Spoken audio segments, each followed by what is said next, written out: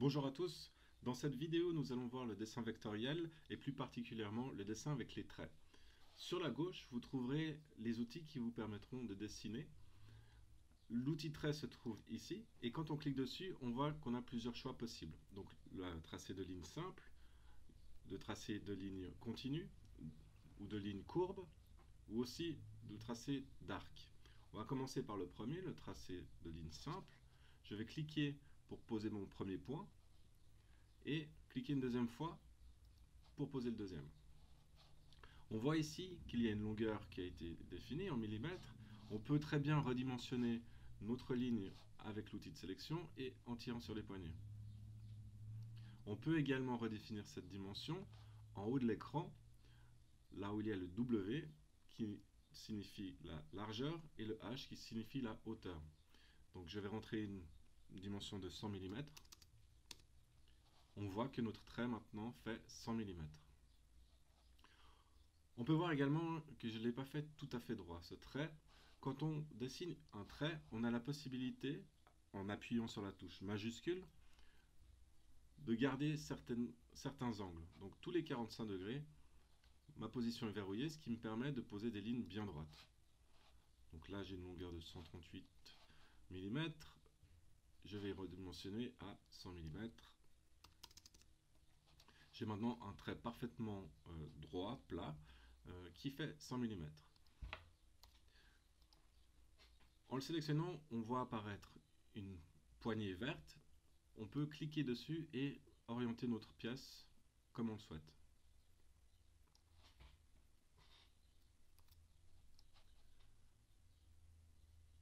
Si je double-clique sur la forme, ceci fait apparaître les points qui la constituent. J'avais dessiné le premier point ici à gauche et mon deuxième point ici à droite. Ces points sont appelés aussi des nœuds.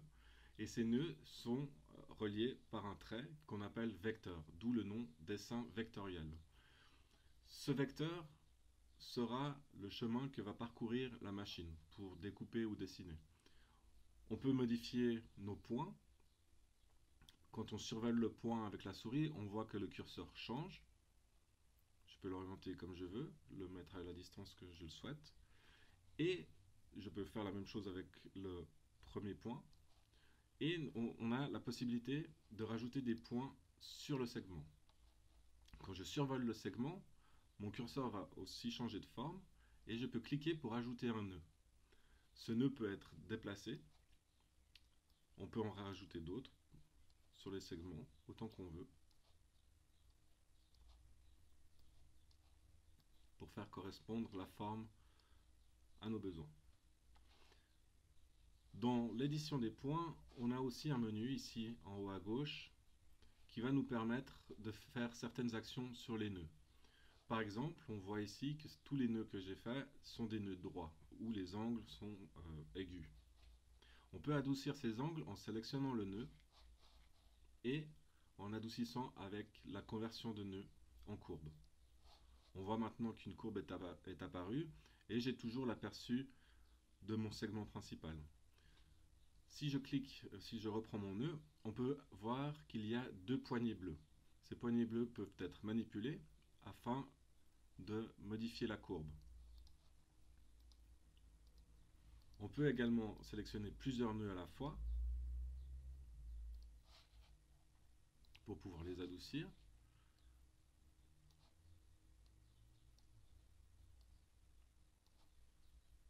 Et comme vous le voyez, les deux poignées bleues sont tout le temps sur la même ligne.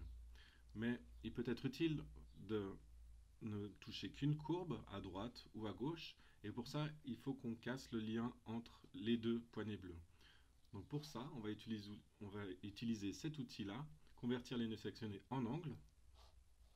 Il ne s'est rien passé visuellement, mais par contre, si je manipule maintenant un des nœuds, une des poignées, j'ai maintenant qu'une courbe qui bouge. Et à l'inverse, si on veut revenir dans des poignées qui sont identiques, on appuie, on clique sur convertir les formes ici. Alors, j'ai perdu la sélection, je vais resélectionner. Mon nœud est sélectionné et je clique. J'ai maintenant mes deux poignées qui sont égales. qui bougent dans le même sens. On a aussi la possibilité de supprimer un nœud en sélectionnant toujours le nœud en question et en cliquant sur la croix. Le nœud a disparu. On peut aussi supprimer un segment. Alors c'est là un tout petit peu plus, et ça demande un peu plus d'étapes. Donc je vais sélectionner les 2 points qui vont concerner le segment, où le segment concerné va être défini par les 2 points. Alors je vais essayer de supprimer ce segment-là. Donc je vais sélectionner le premier point et le deuxième point. Je vais cliquer sur briser le contour. On voit ici que les 2 nœuds ont changé de couleur. Ils sont maintenant rouges et ronds. Je peux essayer de bouger mon segment. Malheureusement, il est pris encore avec le reste. Donc ce qu'il faut faire, c'est dégrouper notre contour, dégrouper notre ligne. Je vais cliquer droit sur la souris et scinder le tracé composite. On voit maintenant qu'il y a 3 composants qui sont entourés par des rectangles gris. Si je reprends mon segment, je peux maintenant le déplacer et le supprimer. Et j'ai bien effacé le segment que je voulais.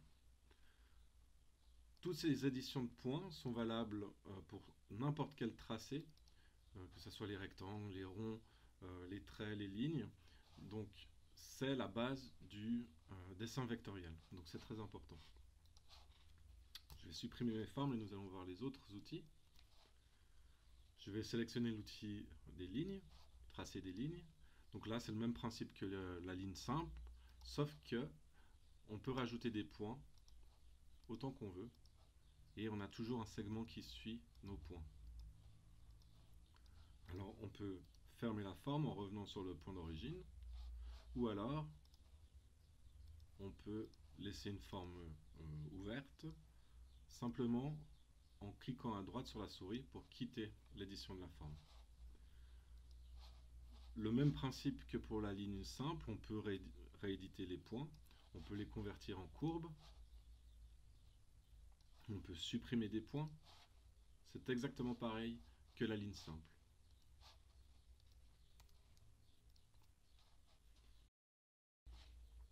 Maintenant, on peut aller à l'outil courbe, tracer des courbes. C'est le même outil que les lignes. Par contre, chaque fois que nous allons poser un point, un nœud, une courbe va être calculée pour adoucir les angles. Donc ça se manipule exactement la même chose que les lignes simples. Je peux revenir. Et on peut voir que sur chaque point, chaque nœud, on a des poignées. Donc cet outil-là ressemble fortement à l'outil plume ou l'outil courbe de Bézier dans d'autres logiciels de dessin. Par contre, on ne pourra pas décider de la courbe en temps réel. C'est-à-dire qu'on ne peut pas, au moment de poser le point, choisir la courbe. C'est le logiciel qui va automatiquement définir les courbes. Donc là, j'ai aussi la possibilité de convertir les angles pour ne toucher que ce que j'ai besoin. Je peux supprimer des nœuds, etc.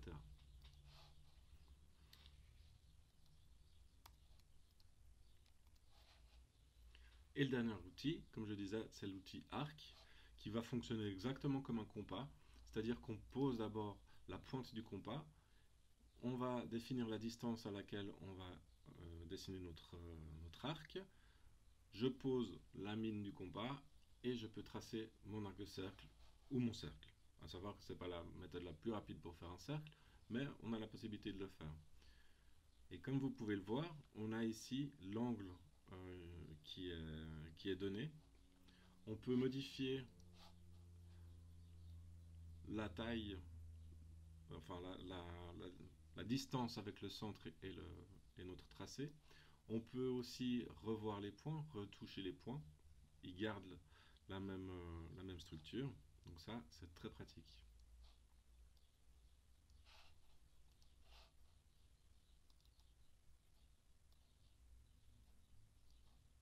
Donc voilà.